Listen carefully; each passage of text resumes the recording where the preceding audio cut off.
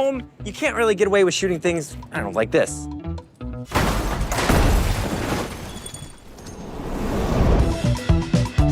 Thanks to Google Career Certificates for sponsoring a portion of this video. And our first secret to kick it off is that we don't use green screen. So I don't know what this is here. We're gonna turn that off. All right, let's. So I love pushing our tricks to be as fully practical as possible, whether that means we actually put a real ice plunge in a living room, or we have a set built on a beach and we transition through the wall. Or one of my favorite examples of using no green screen is when I'm at a county fair, and at one point I stand on the chalk drawing and I'm struggling to hang on, but then I fall into the abyss of the drawing. And we were able to pull that video off with a latch door and a hole underneath. And then we fly in a piece of wood for our actress to stand on at the end to prove once again that it really is a chalk drawing. I love when it's practical.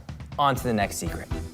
So my videos look like it might be just me and a friend filming at home, but that is not true. There is actually an entire production team behind me. Hey! They're awesome, super creative, and I would trust them with anything. Oh, guys, speaking of, trust fall.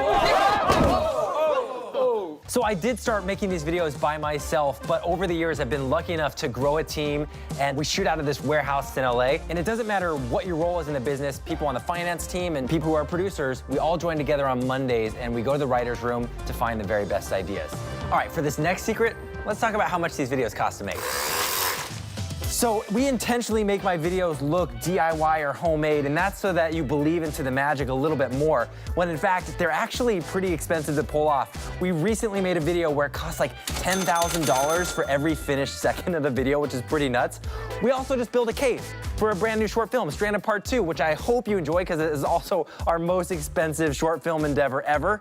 The next secret is I don't make money the way most traditional YouTubers do, and that's because the YouTubers I know make the majority of their income from AdSense, which is when YouTube splits its ad revenue with its creators. But my ad revenue has been tipped. Audience is so international, so the majority of my studio's funding has to come from things like brand sponsorships, and I want to thank Google Career Certificates for sponsoring this portion of the video.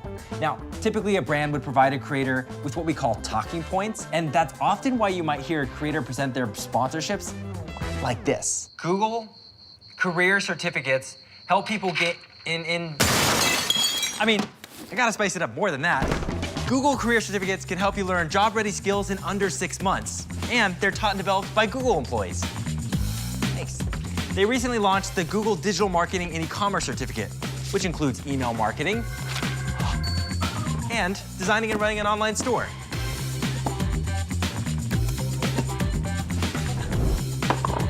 There are also certificates in the job fields of IT support, and that code is definitely wrong. You also learn data analytics. And who doesn't love a good chart? Except that looks a little high.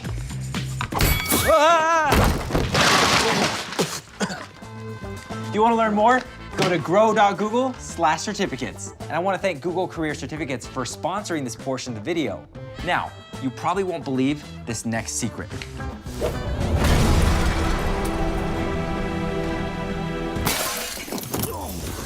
Now, surprisingly, I've never gotten hurt doing a stunt. Right now, I've clocked almost 160 stunts from falls to dives to wire work. And this is the perfect time to also say, do not try any of this at home because we work with really amazing Hollywood professionals who know the ropes. But 3, 2, 1. One of my favorite stunts was one where I got to be shot backwards on wires. That was pretty fun. And recently got to do some stunts with Dude Perfect, and that's been slowly curing my fear of heights. I hope to continue doing a lot of safe stunt work. Knock on the good old wood. So surprisingly, working with bigger animals is usually easier than working with the smaller ones because the smaller ones can't usually hit their marks or be trained to do that. You hungry? I think he just wants to play. We've gotten to shoot with a lot of different horses as well as a polar bear, which surprisingly only took like 7 minutes to shoot with. So usually we make mock-ups with stuffed animals and our team just acts it out on what we want the animal to do, and we send that to the animal wranglers and they'll train them for a few days so they can hit their marks. We go through, the story was kind of lacking, and we realized after we shot it, it just felt weird. So the lesson here is keep creating, because not all of them are gonna work out, and that's totally fine. So how long do these videos take to make on average? The answer might surprise you. Let me show you. Okay, so it doesn't take that long actually, but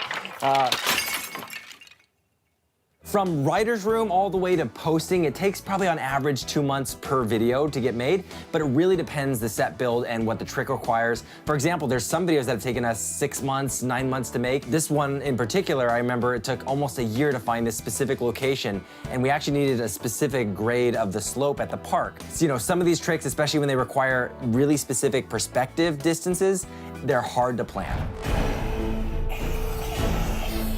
Okay, ow. So I have a lot of really cool props at the studio, including this giant donut here, which in the video I was a pastry thief, so we had to build this giant donut to interact with. We've also got like giant mugs, like this one here that we use in a video which they see. Did someone say time for props? So most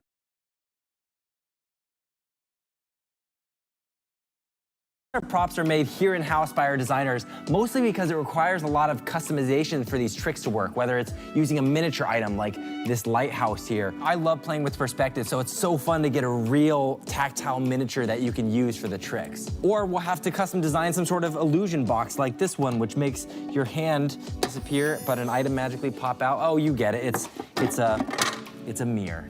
And the coolest prop that I know you've never seen before, exclusively designed for us by Mark Rober.